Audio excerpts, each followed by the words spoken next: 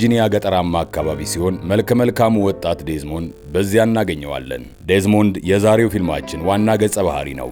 ዴዝሞንድ ያደገው ከቤተሰቦቹ ጋር ነው። ቤተሰቡም ወንድሙ ሃል፣ እናቱ ቤርታና አባቱ ቶም ይገኙበታል። ቶም የቀድሞ ወታደር ነው። አንደኛው የዓለም ጦርነት ላይ የተዋጋ ሲሆን አሁን ወደ ቤቱ ከተመለሰ በኋላ ያ ሰው እንደ ድሮ አይደለም። ጦርነቱ በአእምሮው ላይ ያሳደረው ተጽዕኖ ብዙ ጉዳት አስከትሎበታል። ይህም እንዲናደድና ከመጠን በላይ እንዲጠጣ ያደርገዋል። ይህ ደግሞ ቤርታ ልጆቹ እንድታጽናናና አባታቸው እንደማይጠላቸው ነገር ግን ራሱን እንደሚጠላ እንዲያውቁ እንድታደርግ ያስገድዳታል። በልጅነታቸው ዴዝሞንድና ሃል አብረው ድንጋይ ላይ በመውጣትና በተፈጥሮ ውስጥ ጀብዶችን በመፈለግ ይዝናናሉ። አንዳንድ ጊዜ ይጣላሉ። ቶም ደግሞ ተሸናፊውን ብቻ እንደሚቀጣ እየተናገረ ያበረታታቸዋል። ዴዝሞንድ በተለምዶ ሁል ጊዜ ጥሩ ልጅ ነበር። ነገር ግን አንድ ቀን በጡብ ራሱን ለመከላከል ሲሞክር ሃልን ሊገድለው ተቃርቦ ነበረ። እንደ ዕድል ሆኖ ሃል ይተርፋል። ነገር ግን አንድ ሰው ሊገድል ተቃርቦ እንደነበረ ያለው እውነታ ከእርሱ ጋር ይቆራኛል። ይህም ሃይማኖተኛ የሆነችው እናቱ ቤርታ ባላት አመለካከት የጎላ ይሆናል። የሌላውን ሰው ሕይወት ማጥፋት በዓለም ላይ እጅግ የከፋ ኃጢአት ነው ብላ ትነግረዋለች። ከ15 ዓመታት በኋላ ዴዝሞንድ በከተማው ቤተክርስቲያን ውስጥ ሲሰራ ይታያል። በዚያ ቅጽበት ከመስኮቱ ባሻገር አንድ ሰው በመንገድ ላይ አደጋ ሲደርስበት ይመለከትና ለመርዳት ይሮጣል። ዴዝሞንድ ቀበቶውን በሰውየው የተጎዳ አካል ላይ አስሮ ወደ ሆስፒታል ይዞት ይበራል። ሐኪሙም ዴዝሞንድ ያደረገውን ነገር ተረድቶ ባለው የነቃ አስተሳሰብ ያመሰግነዋል። በእርግጥም የሰውየውን ሕይወት ልታተርፍለት ችለሃል ይለዋል። ዴዝሞንድ በዛ ሁኔታ አንድ ነገር ይረዳል። በክፍሉ ዙሪያ ሲመለከት ነርሶቹና ሐኪሞቹ የሚያደርጉትን መልካም ሥራ ይመለከታል። ሰዎችን የመርዳት ስሜትን በእውነት ይገነዘባል። ሁልጊዜም ሰዎችን ማዳን መቻልን ያልማል። ነገር ግን መደበኛ ትምህርት አላገኘም። እዚያው ቦታ ነርስ ዶሮቲን ያገኛታል። ወዲያው ጉልበቱ ይከዳዋል። ይህ ወንድም በልጅቷ ውበት ልቡ ቀጥ ሊል ይደርሳል። ከዚያም ራሱን ደም መለገሻ ቦታ ላይ ያገኘዋል። እሷን ለማነጋገር ደም እየለገሰ ነው። እኔም በሆነ እንደዚሁም ማድረግ ይመስለኛል። በማግስቱ ዴዝሞንድ አንዳንድ ጨዋታዎችን ለመቀጠልና ወጣ ብለው ሻይ ቡና እንዲሉ እሷን ለመጠየቅ ወደ ሆስፒታል ይመለሳል። የመጀመሪያ ቀጠሯቸው ፊልም ቤት ነበር። ይህም ጥሩ እያለ ያለምንም ማስጠንቀቂያ ግጥም አድርጎ ሲስማት እሷም ደንግጣ በጥፊ ታጮለዋለች። በዚህም ሊያበላሸው ተቃርቦ ነበር። በጥፊ የተቃጠለው ፊቱን እያሻሸ ትወጂዋለሽ ብዬ አስቤ ነበር ይላታል። እሷም ብትጠይቀኝ ደስ ይለኝ ነበር ትለዋለች። ከዚያም ከጊዜ ወደ ጊዜ መቀራረባቸው ይቀጥልና ሁለቱ ጤናማ ግንኙነት ሲመሰርቱ ይታያሉ። ዴዝሞንድም እሷ በምታመጣለት መጽሐፍት ስለ ሕክምና የበለጠ እየተማረ ይሄዳል። አንድ ቀን ሁሉም ተሰባስበው የቤተሰብ ራት ላይ በነበሩበት ጊዜ ሃል ለሁለተኛው የዓለም ጦርነት የአባቱን ቶም ፈለግን በመከተል ለመመዝገብ ማመልከቱን ያስታውቃል። ነገር ግን ድርጊቱ ከተፈጸመ በኋላ ለመናገር ወስኖ ነበር፣ ምክንያቱም እንደማይፈቅዱለት ስለሚያውቅ ነበር። እናቱ ቤርታ ሰዎችን ለመግደል መሄዱን በመቃወም ትገስጸዋለች። ይህም ከእምነቷ ጋር የሚቃረን ነበር።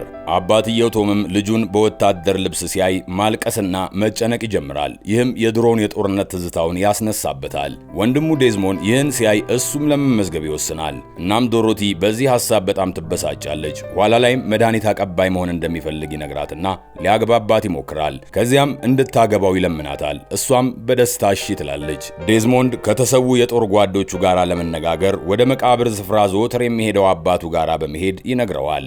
አባትም በጣም በማዘን ልክ በዚያ እንዳሉት እሱም ልጆቹን የሚቀብርበት ጊዜ እንደሚመጣ ምርር ብሎ ይናገራል። ዴዝሞንድ ወደ ፎርት ጃክሰን ማሰልጠኛ የሚሄድበት ቀን ይደርሳል። ዶሮቲ በልቡ አጠገብ እንዲያስቀምጠው መጽሐፍ ቅዱስ ውስጥ የእሷን ፎቶግራፍ አስቀምጣ ትሰጠዋለች። ወደ ቦታው ከደረሰ በኋላ ሁሉንም አዳዲስ ምልምል ወታደሮች ይተዋወቃል።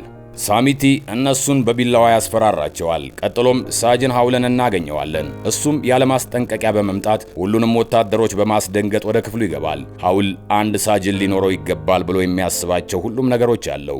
ያለ ምክንያት ይጮሃል፣ ሁሉንም ይሳደባል፣ የሁሉንም ፊት ይተቻል። የሰውየው ነገረ ሥራ ሁሉ ምንም ያልገባው ዴዝሞንድ ይህ አስቂ ነገር ይሆንበታል። ሳጅኑም እየሳከብኝ ነው ወይስ ተፈጥሯዊ ባህሪ ነው በማለት ይጮህበታል። ሃውል ወዲያውኑ ስልጠናውን ለማስጀመር ይወስዳቸዋል። ዴዝሞንድ በተራራ አካባቢ በማደጉ ምክንያት የመሰናክሉን የስልጠና ቦታ በደንብ ይወጣዋል። ቀጣዩ ልምምድ የጠመንጃ ስልጠና ነበር። ይህም አንድ ትልቅ ችግር ያስነሳል፣ ምክንያቱም ጠመንጃውን ለማንሳት ፈቃደኛ አይሆንም። ሃውል ዴዝሞንድን ወደ ካፒቴን ግሎቨር ቢሮ ይወስደውና ጠመንጃ ለማንሳት ፈቃደኛ ያልሆነበትን ምክንያት ለሻምበል ግሎቨር እንዲያስረዳ ይነግረዋል። ዴዝሞንድ ጠመንጃ መጠቀም እንደማያስፈልገው ይገልጻል። ምክንያቱም ሕሊናዬ ስለማይፈቅድልኝ ነው ይላል። መጀመሪያውንም ጠመንጃ ኩባንያው ማምረት እንዳልነበረበትም ጨምሮ ይገልጻል። በተጨማሪም እሁድ መስራት እንደሌለበት ለማስረዳት ይሞክራል። ምክንያቱም የሰንበት ቀን ነው በማለትም ያስረዳል። ግሎቨር በዚህ ይስቃል። ጉዳዩ በሙሉ ቀልድ እንደሆነ ያስባል። ትዕዛዝ መከተል ካልቻለ በጦር ሜዳ ላይ በዴዝሞንድ እንዴት መተማመን እንደሚቻል ይጠይቃል።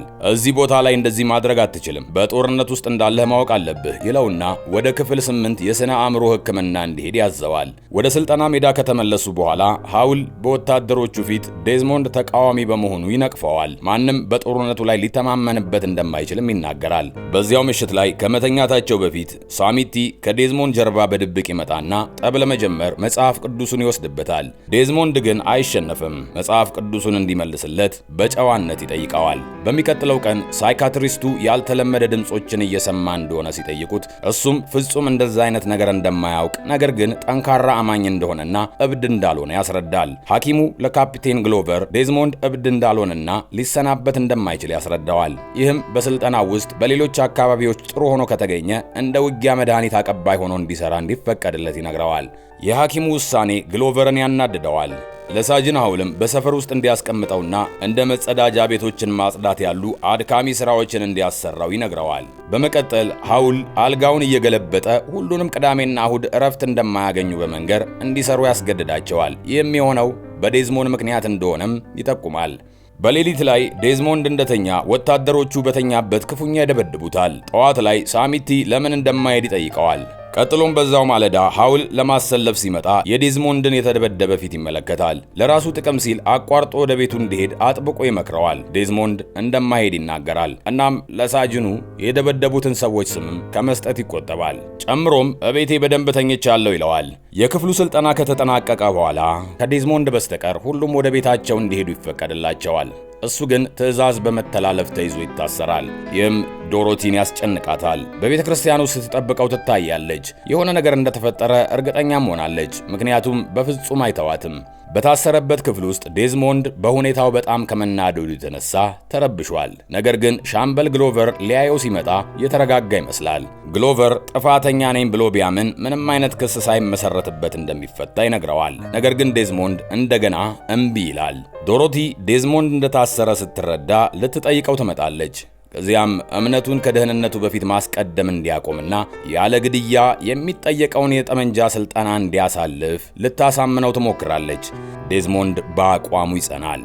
ዶሮቲም ስጋቶቿን ለማካፈል ቶምንና ቤርታን ትጠራለች። በማግስቱ ቶም የድሮውን ወታደራዊ ዩኒፎርም ለብሶ በላዩ ላይ የክብር ሜዳሊያዎቹን ደርድሮ ማሰልጠኛው ላይ ይደርሳል። ቀድሞ የበላይ አዛዥ የነበሩትን ጀነራሉን ለማነጋገር እንዲያስገቡት ይጠይቃል። በወታደራዊ ፍርድ ቤት ውስጥ ዴዝሞንድ ጥፋተኛ አይደለሁም ይላል። ነገር ግን ሊፈረድበት ሲል አባቱ ቶም ከጀነራሉ የተጻፈ ደብዳቤ ይዞ የፍርድ ቤቱን በር ጥሶ ይገባል። በያዘው ማስታወሻ ላይም ሕሊናቸው የሚፈቅድላቸውን የመሆንና የመስራት ችሎታ በዩናይትድ ስቴትስ ሕገ መንግሥት የተጠበቀ ነው ይላል። ይህም ማንኛውንም ችግር በማስወገድ ክሱን እንዲሰረዝ ያደርገዋል። በመጨረሻም ዴዝሞንድ በውጊያ መድኃኒት አቀባይነት እንዲቀጥል ያስችለዋል። እፎይታ ይሰማዋል። እናም ደስታውን ከወዳጆቹ ጋር ይጋራል። ዴዝሞንድ እና ዶሮቲ እንዳሰቡት ይጋባሉ። የተወሰነ ጊዜ ካለፈ በኋላ 77ኛው ክፍለ ጦር ወደ አኪናዋ ጃፓን ይላካል። እንደደረሱ ከጦርነቱ ከባድ እውነታ ጋራ ይላተማሉ። ወታደሮች የሞቱ አካላትን እንደ ማንኛውም ነገር በወታደራዊ መኪኖች ላይ ጭነው ሲያልፉ ይመለከታሉ። በጦር ሰፈር ውስጥ ያርፋሉ። ብዙም ሳይቆይ የ96ኛው ክፍለ ጦር የቀሩት ወታደሮች ይቀላቀሏቸዋል። ዴዝሞንድም በቦታው ላይ ካሉት መድኃኒት ሰጪዎች ጋር ለመገናኘት ዕድል ያገኛል። ከ96ኛው ክፍል የመጡ ወታደሮች ስለ ሜታ ስካርፕመንት ይነግሩታል። ሃክሶው ሪጅ በመባልም ይታወቃል። አሜሪካውያኑ ሸንተረሩን ከ6 ጊዜ በላይ ለመውጣት ሞክረዋል። ነገር ግን በእያንዳንዱ ጊዜ በጃፓናውያን ጦር ይደበደባሉ። ጃፓናውያን የቆሰሉትን ወታደሮች ኢላማ ያደርጋሉ። ስለዚህ ዴዝሞንድ ኢላማቸው እንዳይሆን ክንዱ ላይ ያለውን የቀይ መስቀል አርማ እንዲያወልቅ ይመከራል። ከጥቂት ቀናት በኋላ የተጠናከረው ክፍል ወደ ሃክሶው ሪጅ ይደርሳል። ሸንተረሩን መልሶ መቆጣጠር ለነሱ በጣም ወሳኝ ነበር። ምክንያቱም አኪናዋን መልሰው መያዝ ይችላሉ ማለት ነው። ይህም ጃፓንን ለመያዝ ያስችላቸዋል። ጦርነቱ የሚጀምረው የአሜሪካን ባህር ኃይል በጃፓን ላይ ሚሳኤሎችን በመተኮስ ነው።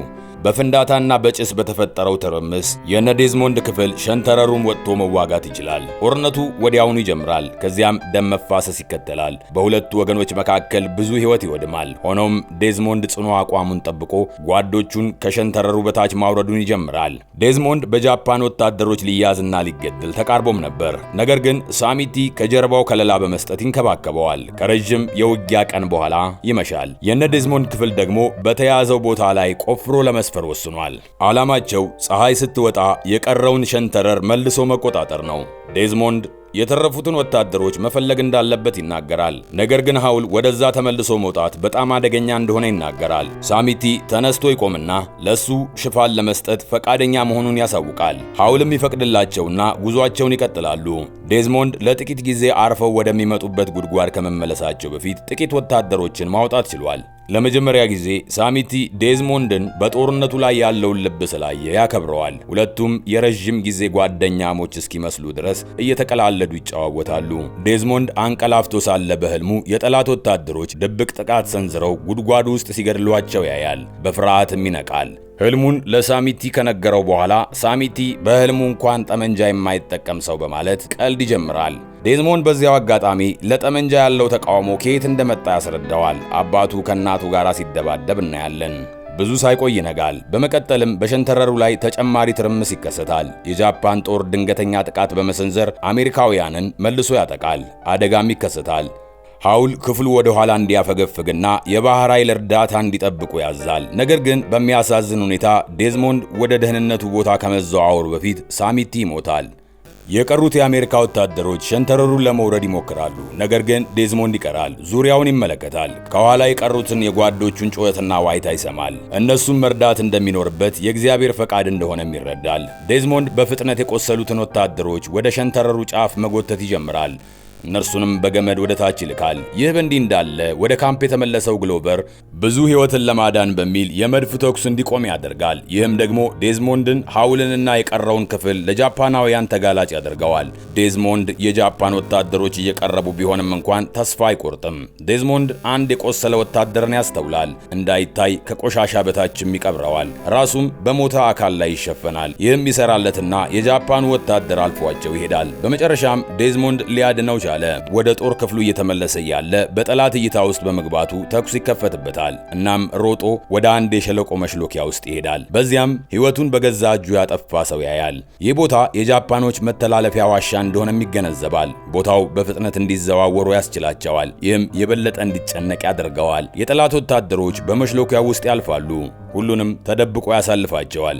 በዚያው አጋጣሚ አንድ የቆሰለ የጠላት ወታደር ያገኛል። የሕክምና ሙያ ስነ ምግባር በሚያዘው መሰረት ጠላት ቢሆንም እንኳን ሞርፊንና ፋሻ ይሰጠዋል። ዴዝሞንድ ከመሿለኪያው ለመውጣት ደህንነቱ አስተማማኝ እስኪሆን ይጠብቅና ይወጣል። እንደገና የሌሊት ጊዜ ይሆናል። ጨለማው እንዲገድበው ግን አይፈቅድም።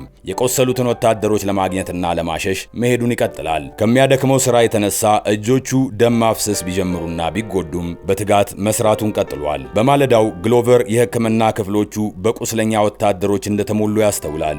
የቆሰሉ ወታደሮች ሁሉ እንዴት እዚያ እንደደረሱ ያስባል። ቆስለው ከተረፉት ሰዎች መካከል አንዳቸው ማንም ያላመነበት ሰው ይህንን ሁሉ ብቻውን ሲያደርግ እንደነበረ ይናገራል። ይህ በእንዲህ እንዳለ ዴዝሞንድ አንድ ሌላ የቆሰለ ወታደር እያሸሸ ሳለ ሳጅን ሃውልን ያገኛል። ጓዱን ካወጣ በኋላ ዴዝሞንድ ወደ ሳጅን ሃውል ተመልሶ ይሄዳል። ነገር ግን በጠላት ተኳሽ ይታያል። ዴዝሞንድ ሆለ ብሎ ይሮጣል። ይህም የጃፓን አልሞ ተኳሹ እንዲተኩስ ያደርገዋል። ይህም ደግሞ ያለበት ሁኔታ እንዲጋለጥ ያደርገዋል። ሃውል ይህንን አጋጣሚ በመጠቀም ጠላትን በመግደል ዴዝሞንድን ይረዳል። ዴዝሞንድ ሃውልን ለማሸሽ መጎተት ይጀምራል። ሃውልም ራሳቸውን ለመከላከል በጠላት ወታደሮች ላይ መልሶ ይተኩሳል። ሃውልን ወደ ታች ከላከው በኋላ ዴዝሞንድም ዘሎ ይወርዳል። በተቻለ መጠን ብዙ ወታደሮችን ታድጓል። የጃፓን ወታደሮች በሸንተረሩ ላይ ሆነው ወደ ታች ይተኩሳሉ። ግሎቨር እና የቀሩት ሌሎች ወታደሮች ከታች በፍጥነት ይጨርሷቸዋል። ዴዝሞንድ በጓደኞቹ ከፍተኛ ምስጋናና አክብሮትም ይሰጠዋል። ወደ ሕክምናም ድንኳኑ ይሄዳል። በዚያም ሌሎች ሕክምና ሰጪዎችን ያገኛል። በኋላ ላይም ግሎቨር ሊያነጋግረው ይመጣል። ስላደረገበት ነገር ሁሉ ይቅርታ ይጠይቀዋል። ዴዝሞንድ ለሀገሩ ትልቅ ነገር እያደረገ እንደሆነም ይነግረዋል። ግሎቨር ጨምሮም ነገ ወደ ሸንተረሩ እንደሚመለሱም ይናገራል። ያም ቀን እሁድ ነው። በዚያ አብሯቸው ቢሆን እንደሚወድ ነገር ግን ሰንበት ስለሆነ ለመሄድ እንደማያስገድደው ይነግረዋል። ዴዝሞንድ ግን መሄድ እንደሚፈልግ ይነግረዋል። ከዚያም የቀሩት ወታደሮች ወደ ጃፓን ጦር ተመልሰው ከመሄዳቸው በፊት ጸሎቱን እስኪጨርስ ድረስ ሲጠብቁት ይታያሉ። በመሃል ከኮማንድ ፖስት ጀነራሉ በመገናኛ ራዲዮ ከሻምበል ግሎቨር ጋር ይነጋገራል። ግሎቨር እየጠበቅን ነው ጌታዬ በማለት ይናገራል። ጀነራሉ ምንድነው የምትጠብቁት በማለት ይጠይቃል። ስለኛ ጸልዮ እስኪጨርስ ድረስ ጌታዬ በማለት ይመልሳል። ከዚያም አሜሪካውያን ጠላት ላይ ባልተጠበቀ ሁኔታ ጥቃት ይሰነዝራሉ። ዴዝሞንድ ስለ መሿለኪያዎቹ በሰጣቸው አዲስ መረጃ በቀላሉ የበላይነትን ማግኘት ይችላሉ። የጠላት ወታደሮች በቡድን እጅ ለመስጠት ባንዲራ እያውለበለቡ ከመሿለኪያው ሲወጡም ይታያል። ነገር ግን ወደ እነሱ ተጠግተው የእጅ ቦምብ ለመወርወር የተጠቀሙበት የማታለያ ዘዴ ነበር። ጃፓናውያን ወዲያው ተተኩሶባቸው ይገደላሉ። ዴዝሞንድ ግን የእጅ ቦምቡን በመማረክ ሂደት ላይ ይጎዳል። ሌሎቹ ወታደሮች ዴዝሞንድን በቃሬዛ ላይ አስቀምጠው ወደ ሸንተረሩ ጫፍ መውሰድ ይጀምራሉ። በውጊያው ወቅት የወደቀውን መጽሐፍ ቅዱሱን መልሰው ለማቀበል ብቻ ይቆማሉ። ይህ ቢሆንም አሜሪካውያን ሃክሶው ሪጅን መልሶ የመያዙን ጦርነት አሁን ላይ ያሸንፋሉ። ታሪኩም እዚሁ ላይ ያበቃል።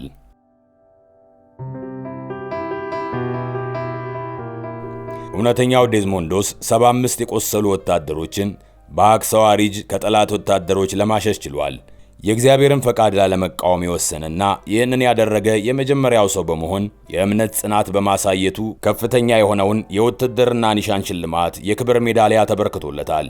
የዴዝሞንድ ታሪክ የእምነት ጥንካሬ፣ የጽናት ኃይልና ከራስ ወዳድነት ነፃ የሆነ ድፍረት የሚያሳድረውን ተጽዕኖ የሚያሳይ ነው። ዴዝሞንድ እና ዶሮቲ በ1991 ዶሮቲ እስከሞተችበት ድረስ በትዳር ኖረዋል። ዴዝሞንድ እምነቱን ተግባራዊ አድርጎ መኖርን አላቆመም። ክብርን ሁሉ ለእግዚአብሔር ሰጥቷል። ዴዝሞንዶስ በ87 ዓመቱ በመጋቢት ወር 2006 ዓ.ም አረፈ። ይህ ሃክሳዋ ሪጅ የተባለው ፊልም የጦርነት ፊልም ብቻ አይደለም። አንድ ሰው በመሰረታዊ መርሆዎች ላይ ሲቆም ከአቅም በላይ የሆነ ተቃውሞ ቢገጥመውም ምንንም ማሳካት እንደሚችል የሚያሳይ ኃይለኛ ማሳሰቢያ ነው። የዴዝሞንድ ታሪክ የእምነት ጥንካሬ፣ የጽናት ኃይልና ከራስ ወዳድነት ነፃ የሆነ ድፍረት የሚያሳድረውን ተጽዕኖ የሚያሳይ ነው። የዴዝሞንዶስ ጉዞ የሚያስተምረን እውነተኛ ጥንካሬ ከጥቃት ሳይሆን ጽናት፣ ርህራሄና ድፍረት ነው። የግል ጦርነት ያጋጠማችሁም ሆነ ለውጥ ለማምጣት የምትጥሩ ሃክሳዋ ሪጅ የአንድ ሰው የማያወላውል ውሳኔ ዓለምን ሊለውጥ እንደሚችል ያስታውሰናል። ይህ የፊልም ክለሳ በሆነ የህይወታችሁ አቅጣጫ መነሳሳትን ከፈጠረላችሁ አስተያየት መስጫው ላይ አሳውቁን። ከዴዝሞንዶስ ታሪክ በጣም የማረካችሁ የትኛው ነው? ጻፉልን። ለበለጠ ምርጥ ክለሳ ላይክ፣ ሼር ማድረግና ሰብስክራይብ ማድረግ አትርሱ።